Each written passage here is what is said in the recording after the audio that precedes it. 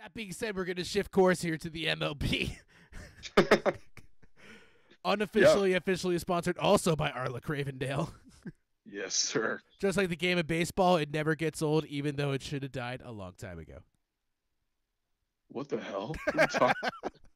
What are you talking about, dude? That's terrible. Well, at least that seems what the owners think. Because the owners and the MLB players probably have the most rift between the owners and the union, I think, of any of the major sports. And we've heard constant rumors that the team, and the players and the owners have such a divide. Ian, what are you hearing, and why do you think baseball might be in danger, or will it be saved? First off, something to address. I hated the way you introduced that, but that was a really killer transition. So I need to commend you for that. Did you just sneeze? No, it was like a slight chuckle / air through the nose. Well, I was going to say bless you, but, rescinded. So, with the MLB season, out of the major leagues, the three major sports leagues that were in season, actually the MLB wasn't technically in season, but they hadn't started the regular season, but they were in spring training. So now, of course, they're out of the three major sports teams that were in the midst of their season. They're trying to figure out how they should even start going about the regular season. And so there's been a lot of conflict, it seems like that. It seems that there's some really, over the last couple of months, there's been some really well-known, well-branded players in the league, such as former MVP Bryce Harper from the Philadelphia Phillies, former Cy Young winner Blake Snell from the Tampa Bay Rays, who have made themselves loud and clear they do not want, or they're very opposed against taking any sort of a pay cut, which, in my opinion, as someone who will never sniff the amount of money they will make in a 10-year career than I will make in my lifetime, I just think that is so ridiculous that a big reason that's still holding this season up is the fact that there are so many players who are really, really, really adamant about the fact that they deserve to be paid in full millions and millions and millions of dollars. Whereas, by comparison, if you look at minor league players who, I mean, you hear stories about them where it's basically like they're getting paid, I don't know, I've heard in a lot of examples about $400 a week or something like that. Maybe it's greater or less than depending on which level of minor league ball you're in. But then there's the road trips and hotel expenses and sending money back to your family. And then it's not like there's a team chef for many minor league teams. So it's just really, really ridiculous that at the top, there's such a conflict and a struggle to really figure out, what should players be paid and what do they deserve in this shortened season as the world is, crumbling as a result of the virus and, now other big factors such as the racial injustice and the response to that and all that sort of stuff. But then by comparison, again, you have the minor league players who are really depending on this money. And this could have gotten done, long story short, this could have gotten done much, much sooner if some players at the top hadn't been would just been more considerate and a little less greedy about, making whatever percentage of what their contract stated. So, I'm frustrated as a baseball fan, and I do understand some contract disputes, but the people who are still guaranteed millions, I think, just need to really, really reconsider a lot of stuff, Yeah, I feel like I kind of side with the players more than I do the owners in the sense that the way that the players at least are saying, at least from what I read, it seems that it's going to punish the best players more than it's going to punish anyone else, because I heard like if a minor league player was like set to make like $293,000, which I heard is like the base minimum that a major league player can make, they'll get like 229,000 of it. But let's say like a player like Bryce Harper or Mike Trout is expected to make like 300 million. They'll make like 200 million of that. So it's almost like, in a way, like I kind of get where they're coming from. That it's like, it doesn't seem like it's an even distribution or cut to their pay when you look at the number, but because they're viewing it more as a percentage than as a number, I feel like, and I think that's where the players are really getting pissed off.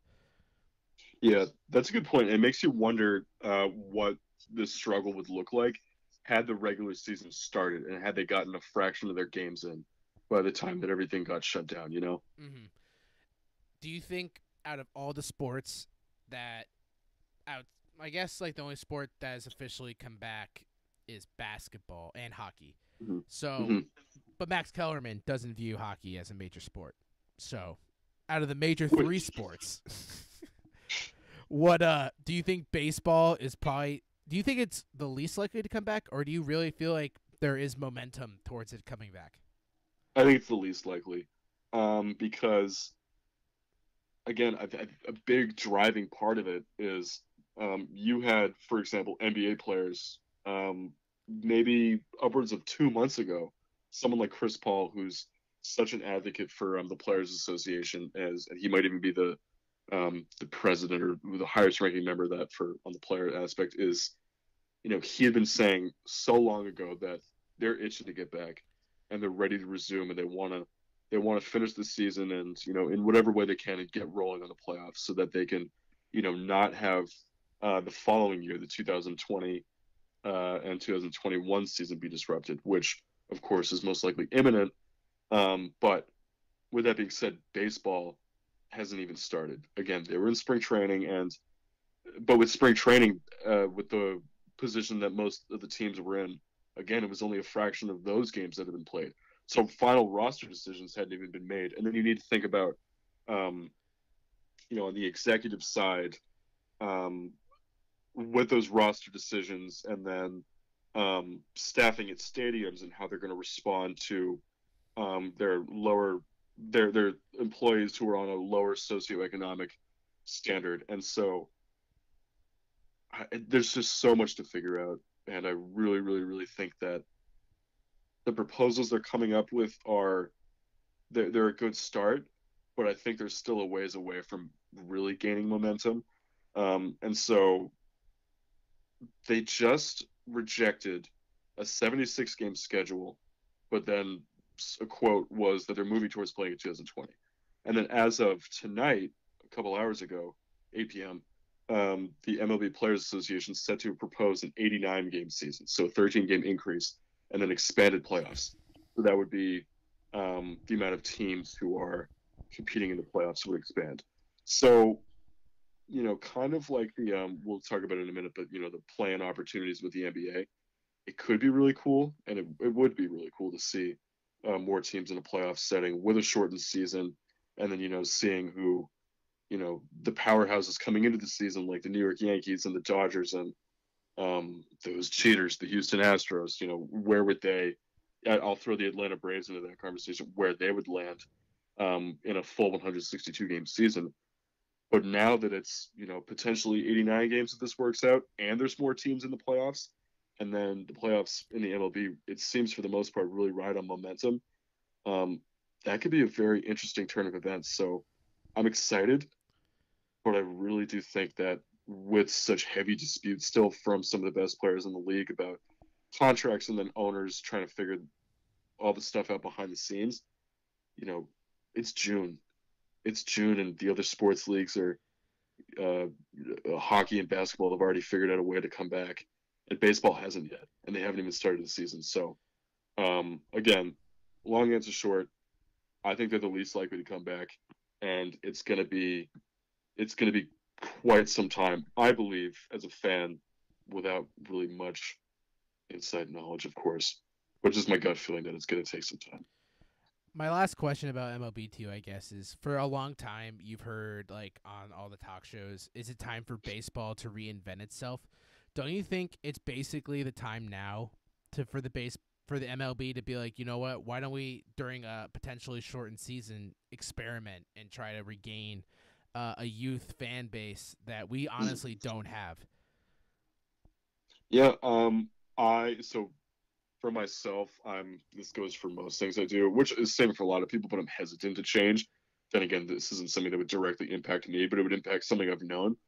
But then it'd be idiotic if I didn't, mention the fact that playoff expansion and overall league expansion over the last 30 years in the MLB have really shaped the way the game is played, and strength of divisions and rivalries, and it really has gotten exciting, and it's brought a bigger fan base to the league by that sort of expansion and playoff excitement. So I don't really have answers in terms of maybe any suggestions on what to toy around with on how to reformat the league and what it looks like, and trying to regain that interest that used to make America the most beloved sport, or excuse me, make baseball the most beloved sport in America. But I do agree. I think it's time to potentially consider some things, and maybe take note from whatever they figure out from this year, if they do, and if it's playoff expansion, then maybe think about they just added in the second wild card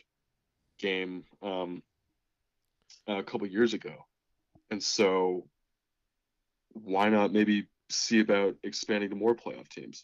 And again, maybe that run with momentum that's so typical in the MLB postseason and the end of the regular season going into the postseason, maybe that momentum stops, or maybe it builds for some of the teams who are kind of on the outside looking in, looking from the outside bubble, if they do decide to expand. So again, I don't really have any ideas at the moment on how they could change it, but I mean, it seems like every 15, 20 years they kind of change it. So again, it'd be idiotic if they didn't look at this as some sort of a version of a perfect time to maybe make some changes to the format. Yeah, because you honestly hear all the time about how the MLB Marble Olympics. How about the MLB? It's on the brain. It's popular. I'm sorry. It's just such a buzz.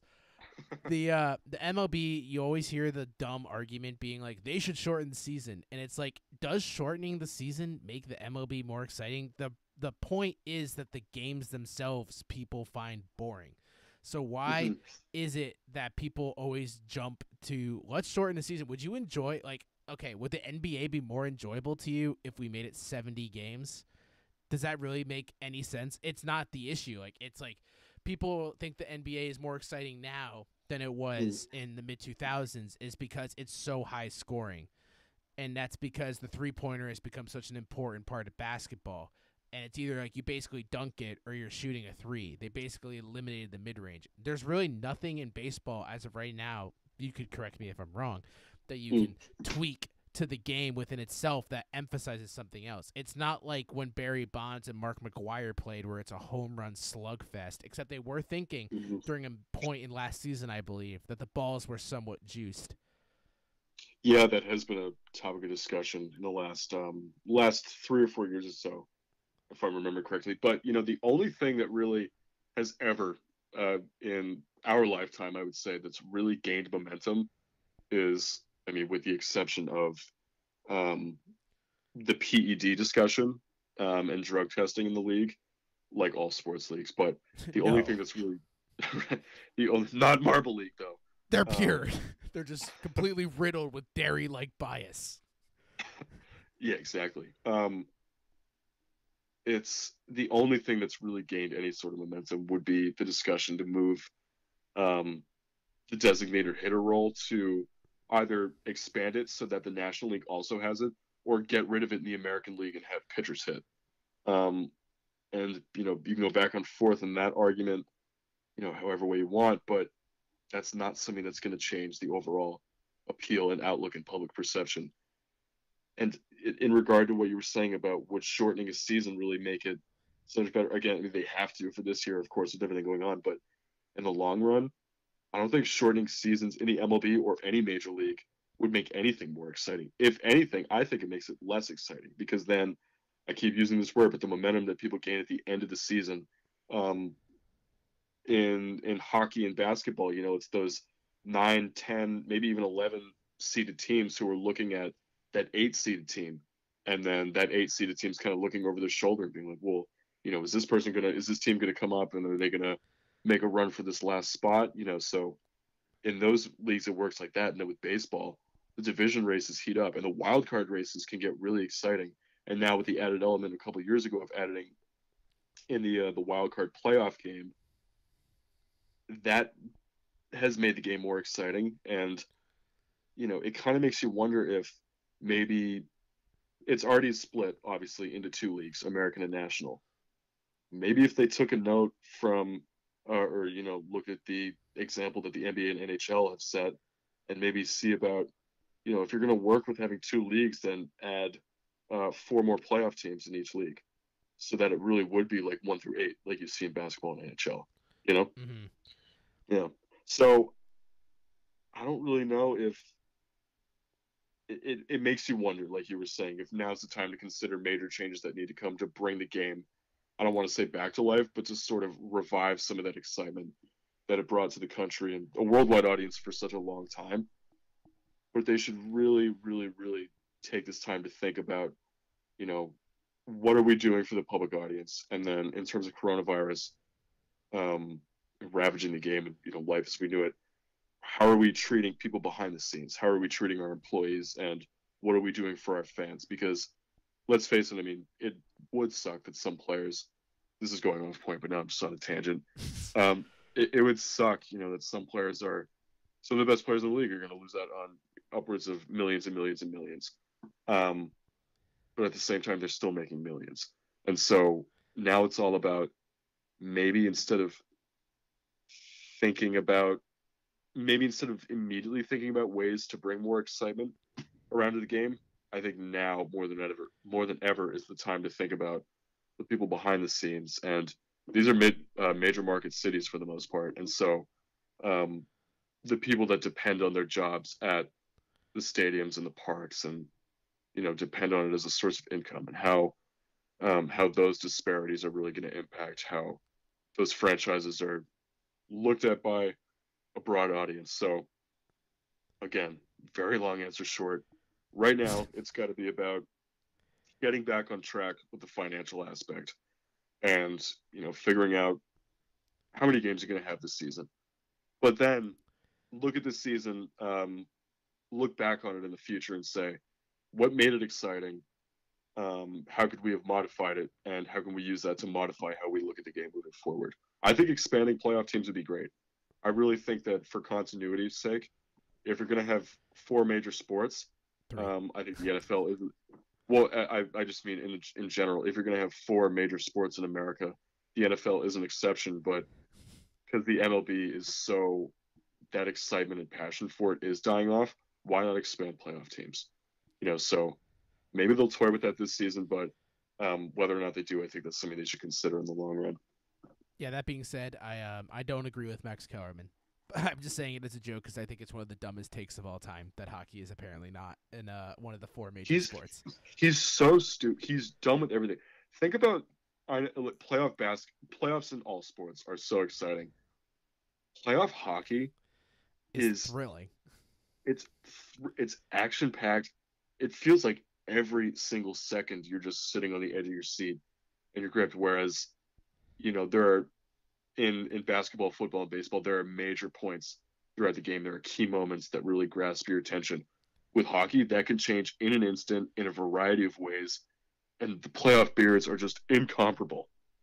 Yeah, apparently I know Max Kellerman's had like a rough life, and at the same time, he's obviously made the climb to being a very successful personality in sports. But I feel like he's more for the clickbait now than he is for anything, and that's just simply what I do not like. Like throwing out dumb statements like saying hockey's not a professional sport is simply not true.